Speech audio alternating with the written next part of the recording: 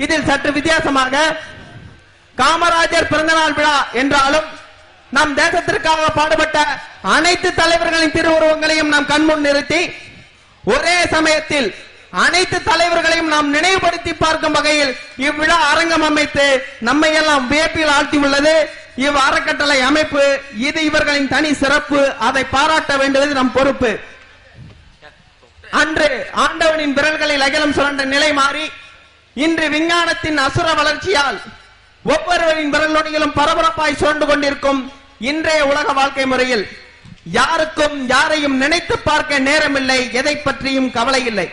இக்காலகட்டத்தில் இது போன்ற விழாக்கள் மூலம்தான் அந்த ஆதங்கத்தை தீர்த்து வைக்க முடிகிறது.